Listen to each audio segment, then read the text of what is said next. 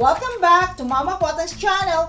For today's video, we're going to make crispy fried tuna pie, the Filipino style. But before anything else, please don't forget to like and subscribe to Mama Quatang's channel and click the notification bell so you won't miss any of my videos. Guys, we Filipinos are known to be very resourceful and innovative, especially in cooking. And also, we Filipinos are very good in making the food delicious with a very affordable ingredients. So, are you excited? Let's go!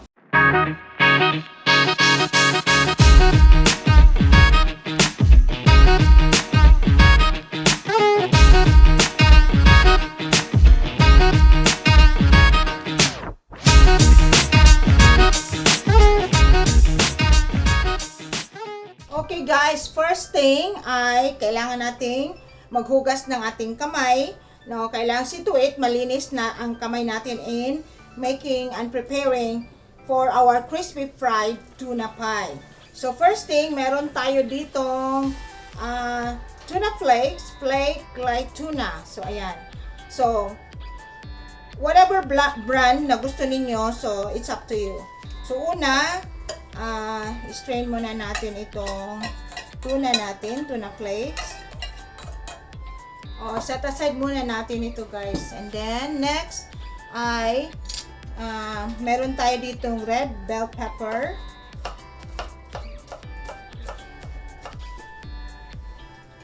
Meron din ako ditong green peppers, green bell peppers. Ayan. Then, meron ako ditong isang piece ng celery. The same thing na gagawin natin like the green and red peppers ay we will cut this into very tiny pieces. Ayan. And then, meron din ako ditong red onions.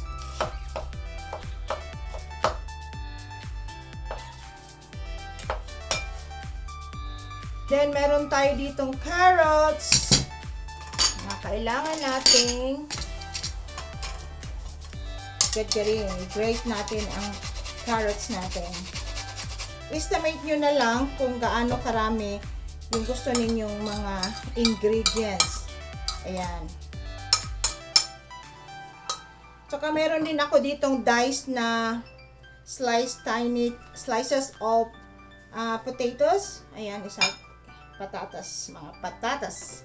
Ang patatas. Wow. Ayan, so, ihalo lang natin ang ating tuna with the carrots, with the spices, with the celery. Ayan, so, kung makikita ninyo guys, very colorful na itong mixture natin. And then, lagyan natin ng asin. So, to taste na lang, nasa inyo kung gaano kaalat yung gusto ninyong i-achieve.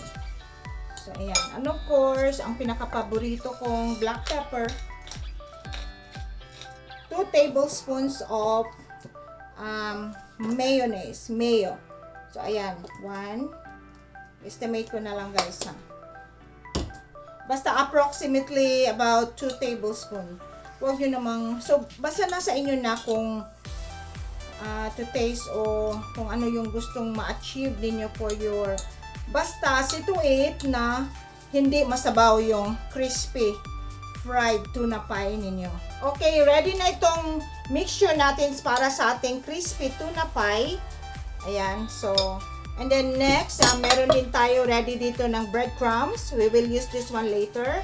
And then, 1 egg with about 2 to 3 tablespoons of water. And then, instead, sa gagawin natin ngayon, instead na gagawa ako ng dough for our crispy tuna pie, ay gagamit tayo ng bread. Pwede tinapay. So, ayan. Dito sa Canada, meron ng available na mga flat breads. Pero pwede na yung sandwiches, yung sliced bread natin dyan sa Pilipinas. Na ano man yung available na yan. At saka gagamit tayo ng rolling pin. Kung wala kayong rolling pin, pwede na yung malinis na mga botelya ng ketchup or mga jars. Ayan, since na pahaba itong flatbread namin dito na gagamitin natin, so hatiin ko into 2.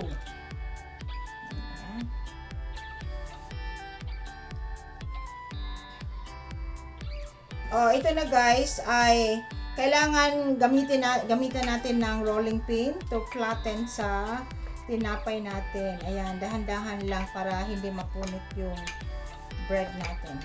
Ayan. Sa sinabi ko na earlier, tayong mga Filipinos ay talagang very good in making delicious foods with a very affordable ingredients. Mahilig tayong mag-imbento, 'di ba? O, 'di ba?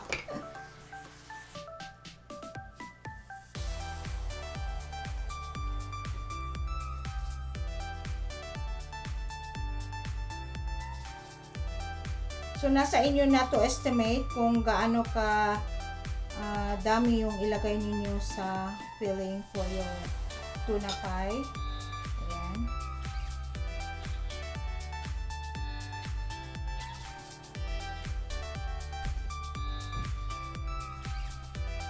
Press lang ninyo dito sa may gilid.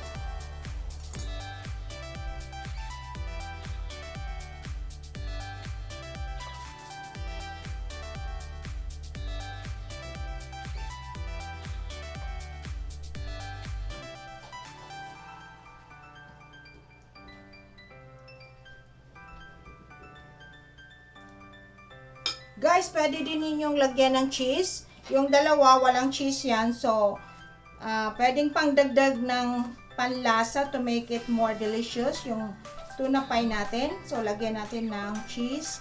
So, it's up to you. Kung yung hindi mahilig sa cheese, so, huwag yun ang lagyan.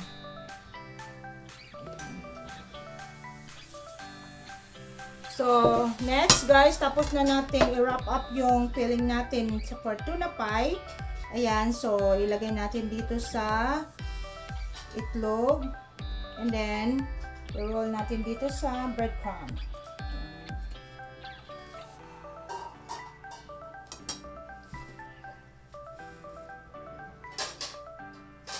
Dahan-dahan lang para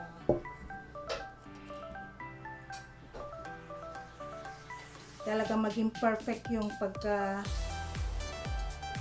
roll niyo dito sa itlog at saka dito sa breadcrumbs.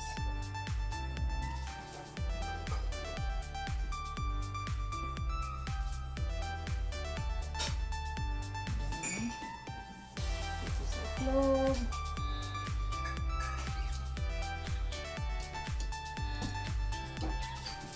Dito sa breadcrumbs.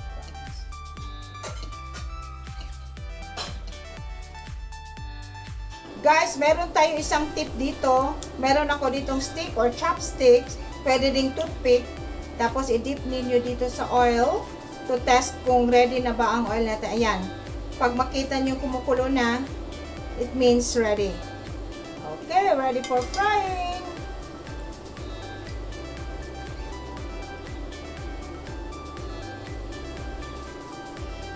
Careful lang kasi para hindi naman mag-open up yung pie natin. Bantayan nyo lang guys para hindi siya masunog. Kasi actually, ito pwede na natin itong kainin kahit hindi natin i-fry. Pero gusto din natin something different. Pie ba naman? So, kailangan natin ng medyo crispy at saka fried ang tuna natin. Tuna pie.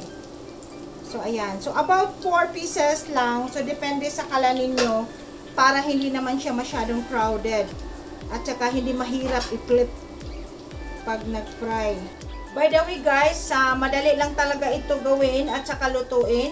Kasi yung mga ingredients natin na ginamit ay actually luto na. Talagang parang pinaiba lang natin ito ang way sa pagluto ng tuna pie. So talagang very inspired ako dito sa, it's actually inspired by tuna sandwiches. Kaya ginawa ko na lang na medyo crispy at saka paiba naman ang style na crispy tuna pie. Okay guys, presentation time para sa ating niluto na crispy fried tuna pie.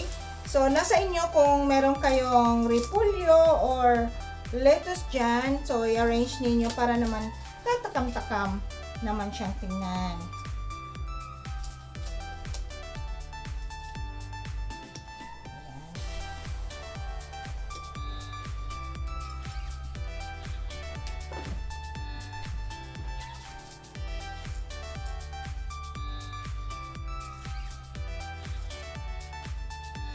Nasa inyo na kung paano kayo maging creative sa presentation ninyo sa pagkain. Kahit yung ayaw kumain, yung mga walang ganang kumain, ayan, talagang mapilitang kumain. Kasi masarap ang pagkain. Especially ang presentation. Ayan. So, ayan, lagyan ninyo ng bowl. So, nasa inyo na, sabi ko sa inyo kung paano ninyo i-present yung pagkain para maging katakam-takam kainin. So, since na tuna ito, yung iba, gusto nilang merong lemon. So, kaya lemon on the side. Maglalagay tayo ng lemon on the sides. Ayan. So, ito na guys. Ready na ang ating crispy fried tuna pie. Bye! Ayan. So, tingnan nyo ang presentation natin. Nilagyan ko ng lettuce dito sa sides. And then, meron din tayong lemon to squeeze. Kasi, yung iba ayaw ng tuna. At sabi nila malangsa daw. Pero hindi. So, ayan. Nilagyan ko din ng sausawan in the middle. So, it's up to you guys kung paano kayo maging creative sa presentation ninyo na maging katakam-takam ang pagkain. Ayan. Crispy fried tuna pie.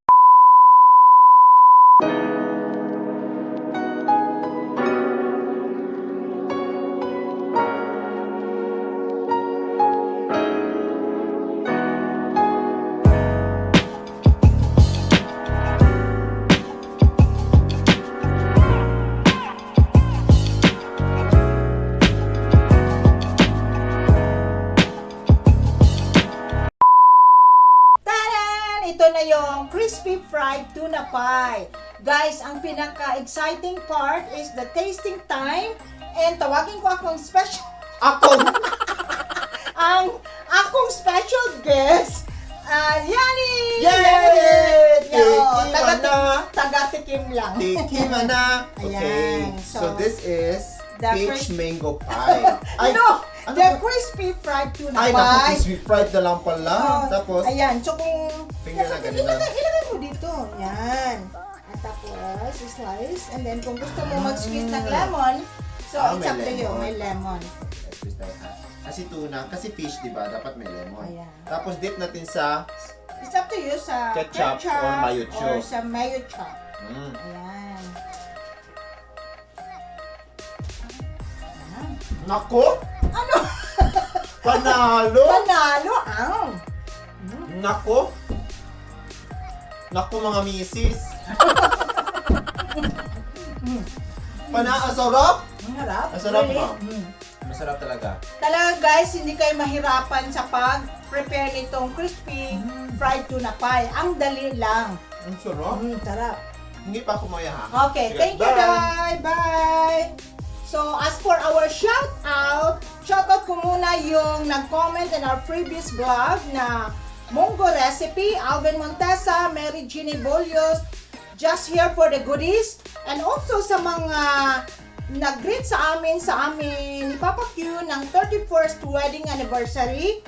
Leona Villas, Preciosa Bulalin, Jopels, Alvin Montesa as usual, Georgie, Yeye Calo, my cousin in the Philippines, Josel Sales, Jessa L, just here for the goodies, Inday Kuradang, Maui Bean, I am the Problem Child, Penelope Misa, my classmate in high school, and Fatima Lagman. And sa mga lahat na hindi ko pa na-mention, all over the world, mga kababayan ko dyan, ingat tayo palagi, and then stay safe, from mga kababayan ko in the Philippines, mga loved ones ko dyan sa Dipolog City, Luzon, Visayas, and Mindanao.